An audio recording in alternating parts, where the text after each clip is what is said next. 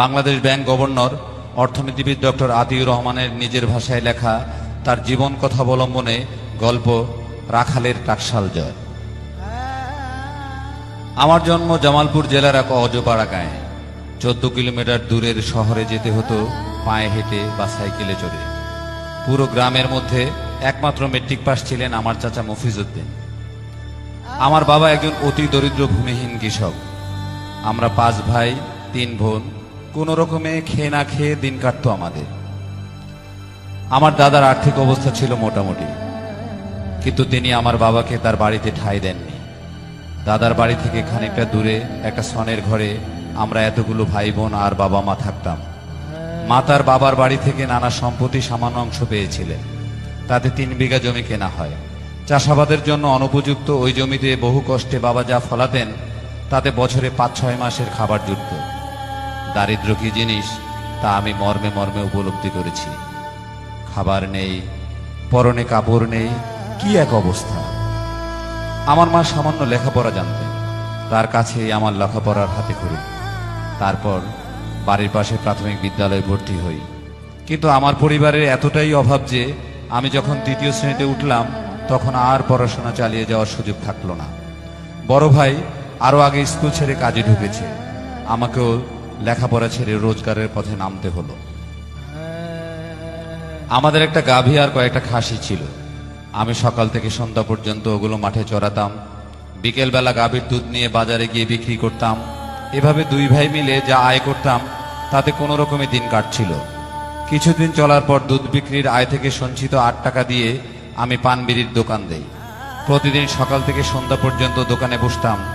পড়াশোনা তো বন্ধই, আদৌ করব সেই স্বপ্নও ছিল না। এক বিকেলে বড় ভাই বললেন, আজ স্কুল মাঠে নাটক হবে। স্পষ্ট মনে আছে, তখন আমার গায়ে দেওয়ার মতো কোনো জামা নেই। খালি গা আর লুঙ্গি পরে আমি ভাইয়ের সঙ্গে নাটক দেখতে চলেছি। স্কুলে পৌঁছে আমি তো বিস্ময়ে হতবাক। চারিদিকে এত আনন্দময় চমৎকার পরিবেশ। আমার মনে হলো আমিও তো সবার মতোই হতে পারতাম। সিদ্ধান্ত নিলাম আমাকে আবার স্কুলে ফিরে আসতে হবে। নাটক দেখে বাড়ি ফেরার পথে বড় ভাইকে বললাম, আমি কি আবার স্কুলে ফিরে আসতে পারি না? আমার বলার ভঙ্গি বা করুণ চাহনি যেভাবেই হোক কথাটা ভাইয়ের মনে ধরল। তিনি বললেন, ঠিক আছে, কাল হেড স্যারের সঙ্গে আলাপ করব। পরদিন 2 ভাই আবার স্কুলে গেলাম। বড় ভাই আমাকে হেড স্যারের রুমের বাইরে দাঁড় করিয়ে রেখে ভেতরে গেলেন। আমি বাইরে দাঁড়িয়ে স্পষ্ট শুনছি ভাই বলছেন আমাকে যেন বার্ষিক পরীক্ষায় অংশগ্রহণের সুযোগটুকু দেওয়া হয়। কিন্তু হেড স্যারের অবজ্ঞার ভঙ্গিতে বললেন, সবাইকে দিয়ে কি লেখাপড়া হয়? স্যারের কথা শুনে আমার মাথা নিচু হয়ে গেল। যতখানি আশা নিয়ে স্কুলে গিয়েছিলাম স্যারের এক কথাতেই সব ধূলিসাৎ হয়ে গেল। তবু বড় ভাই অনেক পীড়াপিড়ি করে আমার পরীক্ষা দেওয়ার অনুমতি জোগাড় করলেন। পরীক্ষার তখন আর মাত্র 3 মাস বাকি।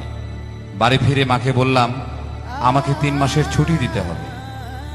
আমি আর এখানে থাকবো না, কারণ ঘরে খাবার নেই, পরনে কাপড় নেই, আমার কোনো বইও নেই, কিন্তু আমাকে পরীক্ষায় পাশ করতেই হবে। মা বললেন, কোথায় যাবে? বললাম, আমার এককালের সহপাঠী এবং এখন ক্লাসের ফার্স্ট বয় মোজাম্মেলের বাড়িতে যাব। ওর মায়ের সঙ্গে আমার পরিচয় আছে। যে কদিন কথা বলেছি তাতে করে খুব ভালো মানুষ মনে হয়েছে।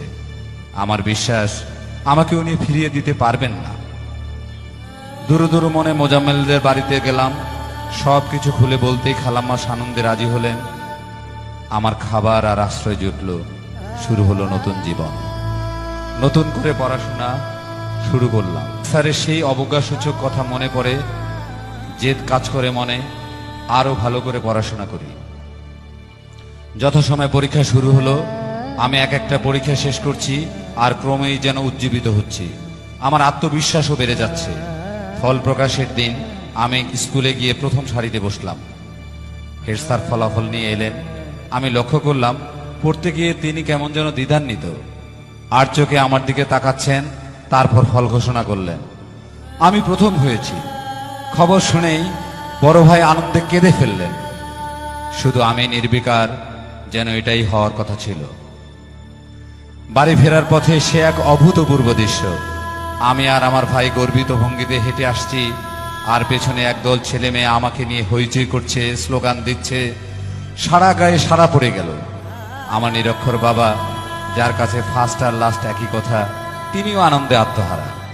শুধু এইটুকু বুঝলেন ছেলে বিশেষ কিছু একটা করেছে। যখন শুনলেন আমি উপরের ক্লাসে উঠেছি, নতুন বই লাগবে, পরদিনই ঘরের খাসিটা হাটে নিয়ে 12 টাকায় বিক্রি করে দিলেন। তারপর আমাকে নিয়ে জামালপুর গেলেন। সেখানকার নবন্ন লাইব্রেরি থেকে নতুন বই কিনলাম। আমার জীবনযাত্রা এখন সম্পূর্ণ বদলে গেছে। আমি রোজ স্কুলে যাই, অবসরে সংসারে কাজ করি। ইতোমধ্যেই সাধ্যের সনজর পড়ে গেছি। ফয়েজ মৌলভী স্যার আমাকে তার সন্তানের মতো দেখাশোনা করতে লাগলেন। সবার আদর, যত্ন, স্নেহে আমি ফার্স্ট হয়েই 5ম শ্রেণীতে উঠলাম। এতদিনে গ্রামের একমাত্র মেট্রিক পাস মসিউদ্দিন চাচা আমার খোঁজ নিলেন। তার বাড়িতে আমার আশ্রয় জুটল। প্রাথমিক শিক্ষা শেষ করে আমি দিকপাই জুনিয়র হাই স্কুলে ভর্তি হই। চাচা ওই স্কুলের শিক্ষক। অন্য শিক্ষকরাও আমার সংগ্রামের কথা জানতেন, তাই সবার বাড়তি আদর, ভালোবাসা পেতাম। আমি যখন 7ম শ্রেণী পেরিয়ে 8ম শ্রেণীতে উঠব, তখন চাচা একদিন কোত্থেকে যেন একটা বিজ্ঞাপন কেটে নিয়ে এসে আমাকে দেখালেন। ওইটা ছিল ক্যাডেট কলেজে ভর্তির বিজ্ঞাপন। যথাসময়ে ফর্ম পূরণ করে পাঠালাম। এখানে বলা দরকার, আমার নাম ছিল আতাউর রহমান, কিন্তু ক্যাডেট কলেজে ভর্তির ফর্মে স্কুলের হেড স্যার আমার নাম আতিউর রহমান লিখে চাচাকে বলেছিলেন, এই ছেলে একদিন অনেক বড় কিছু হবে। দেশে অনেক আতাউর আছে, ওর নামটা একটু আলাদা হওয়া দরকার, তাই আতিউর করে দিলাম। আমি রাত জেগে পড়াশোনা করে প্রস্তুতি নিলাম। নির্ধারিত দিনে চাচার সঙ্গে পরীক্ষা দিতে রওনা হলাম। ওই আমার জীবনে প্রথম ময়মনসিংহ যাওয়া। গিয়ে সবকিছু দেখে তো চক্ষু চরক গাছ। এত এত ছেলের মধ্যে আমিই কেবল পায়জামা আর স্পঞ্জ পরে এসেছি। আমার মনে হলো না আসাটাই ভালো ছিল। অহেতুক কষ্ট করলাম। যাই হোক, পরীক্ষা দিলাম। ভাবলাম হবে না, কিন্তু 2 মাস পর চিঠি পেলাম, আমি নির্বাচিত হয়েছি। এখন চূড়ান্ত পরীক্ষার জন্য ঢাকা ক্যান্টনমেন্টে যেতে হবে। সবাই খুব খুশি, কেবল আমিই হতাশ। আমার একটা প্যান্ট নেই যেটা পরে যাব। শেষে স্কুলে কারানি কানাইলাল বিশ্বাসের ফুল প্যান্টটা ধার করলাম, আর একটা শার্ট জোগাড় হলো। আমি আর চাচা অনেচেনা ঢাকার উদ্দেশ্যে রওনা হলাম। চাচা শিখিয়ে দিলেন, মৌখিক পরীক্ষা দিতে গিয়ে আমি যেন দরজার কাছে দাঁড়িয়ে বলি, may I come in sir? ঠিক মতোই বললাম, তবে এত উচ্চস্বরে বললাম উপস্থিত সবাই হো হো করে হেসে উঠল। পরীক্ষকদের একজন মির্জাপুর ক্যাডেট কলেজের অধ্যক্ষ MW পিট আমাকে আপাদমস্তক নিরীক্ষণ করে সবকিছু আঁচ করে ফেললেন। পরম স্নেহে তিনি আমাকে বসালেন। মুহূর্তের মধ্যে তিনি আমার খুব আপন হয়ে গেলেন। আমার মনে হলো তিনি থাকলে আমার আর কোনো ভয় নেই। পিট স্যার আমাকে লিখিত পরীক্ষার খাতা চোখ বুলিয়ে নিলেন। তারপর অন্য পরীক্ষকদের সঙ্গে ইংরেজিতে কী সব আলাপ করলেন। আমি সবটা না বুঝলেও আজ করতে পারলাম যে আমাকে তাদের পছন্দ হয়েছে। তবে তারা কিছুই বললেন না। পরদিন ঢাকা শহর ঘুরে দেখে বাড়ি ফিরে এলাম। যথারীতি পড়াশোনায় মনোনিবেশ করলাম, কারণ আমি ধরে নিয়েছি আমার চান্স হবে না। হঠাৎ 3 মাস পর চিঠি এলো, আমি চূড়ান্তভাবে নির্বাচিত হয়েছি। মাসে 150 টাকা বেতন লাগবে। এর মধ্যে 100 টাকা বৃত্তি দেওয়া হবে, বাকি 50 টাকা আমার পরিবারকে যোগান দিতে হবে। চিঠি পড়ে মন ভেঙে গেল। যেখানে আমার পরিবারের 3 বেলা খাওয়ার নিশ্চয়তা নেই, আমার চাচার বাড়িতে মানুষ হচ্ছি, সেখানে প্রতি মাসে 50 টাকা বেতন যোগানোর কথা চিন্তাও করা যায় না। এই যখন অবস্থা, তখন প্রথমবারের মতো আমার দাদা সরব হলেন। এত বছর পর নাতির খোঁজ নিলেন। আমাকে অন্য চাচাদের কাছে নিয়ে গিয়ে বললেন, তোমরা থাকতে নাতি আমার এত ভালো সুযোগ পেয়ে পড়তে পারবে না। কিন্তু তাদের অবস্থাও খুব বেশি ভালো ছিল না। তারা বললেন, একবার না হয় 50 টাকা জোগাড় করে দেব, কিন্তু প্রতি মাসে তো সম্ভব না। দাদাও বিষয়টা বুঝলেন।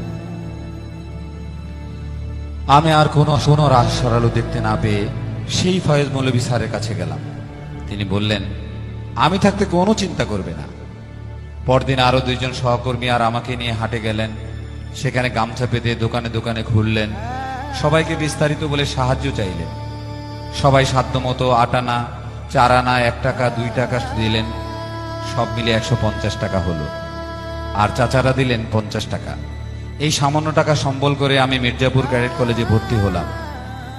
যাতায়াত খরচ বাদ দিয়ে আমি 150 টাকা 3 মাসের বেতন পরিশোধ করলাম। শুরু হলো অন্য একই জীবন। প্রথম দিনই MW পীর স্যার আমাকে দেখতে এলেন। আমি সব কিছু খুলে বললাম। আরও জানালাম যে যেহেতু আমার আর বেতন দেওয়ার সামর্থ্য নেই, তাই 3 মাস পর ক্যাডেট কলেজ ছেড়ে চলে যেতে হবে। সব শুনে স্যার আমার বিষয়টা বোর্ড মিটিংয়ে তুললেন এবং পুরো 150 টাকাই বৃত্তির ব্যবস্থা করে দিলেন। সেই থেকে আমাকে আর পিছনে ফিরে তাকাতে হয়নি।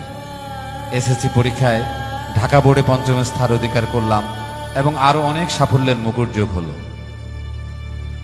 আমার জীবনটা সাধারণ মানুষের অনুদানে ভরপুর। পরবর্তীকালে আমি আমার এলাকায় স্কুল করেছি, কলেজ করেছি, যখন যাকে যতটা পারি সাধ্যমতো সাহায্য সহযোগিতাও করি। কিন্তু সেই যে হাট থেকে তোলা 150 টাকা, সেই ঋণ আজও শোধ হয়নি।